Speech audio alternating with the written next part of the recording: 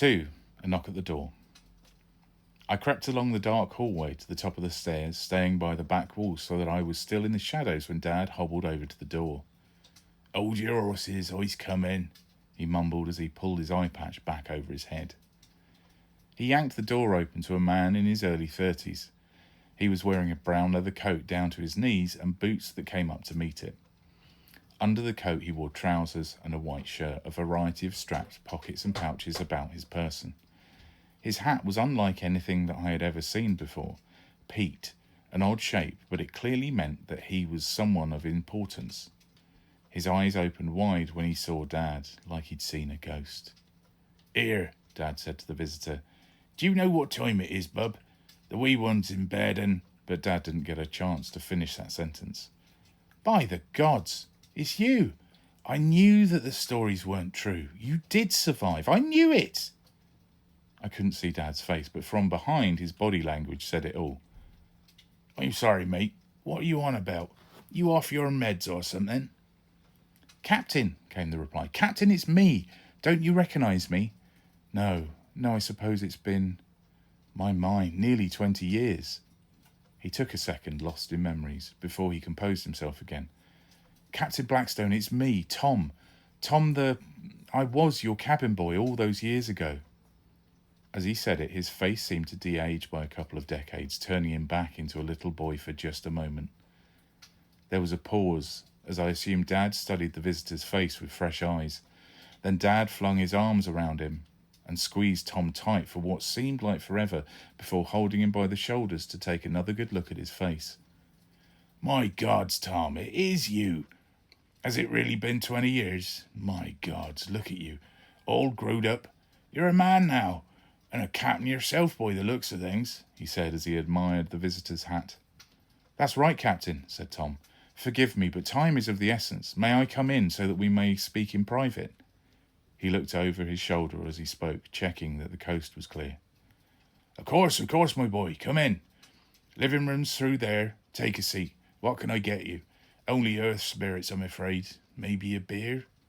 "Thank you. Soft drink, please. Anything cold."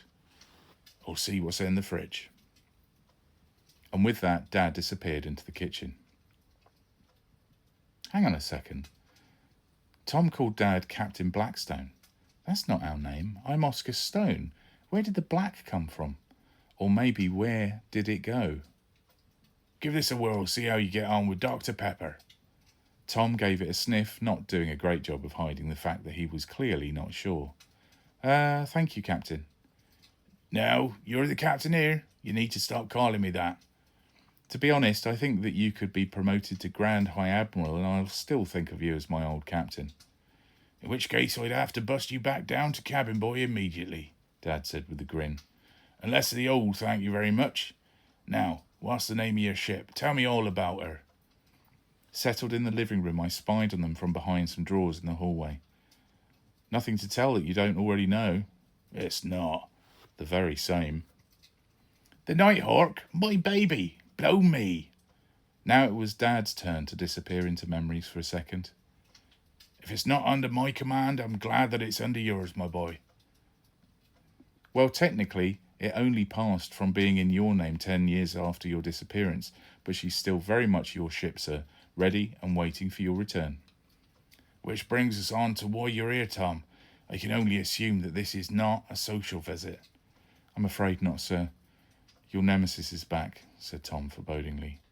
"Mayhem?" "The very same, and he's made himself a general since you were on the scene." "A general, eh? What's that psychotic tyrant want this time?" There was an anger in Dad's voice, brought on by the very mention of the name. "Our homeworld, Debir. He plans to destroy it." "In which case, we needs to stop him." Dad stood from his armchair, an urgent defiance in his voice. "That were the shuttle that landed out back, was it not?" "Yes, sir. I added a cloaking system. Other than that, it's the same old piece of junk that you always favoured," said Tom with a smirk. Dad smiled back. "Drink up and prep her for takeoff. I'll gather my things." Tom nodded, tipped the rest of his fizzy pop down his throat and headed out the front door without uttering another word. Dad reached for his phone, swiped it open and dialed. "Oh, Rachel, hi. Sorry to do this, but something's come up. We need to help a friend from home. Could you come and get Oscar, please?" "Okay, great. Yeah, sorry to do this. An old body has just turned up on the doorstep. I'm going to leave now. Oscar's asleep. He'll be all right for a quarter of an hour till you gets here. I'll leave a note in case he wakes up, but he always sleeps like a log. You've got my spare key, yeah? Cool. Just let yourself in. Nice one. Thanks.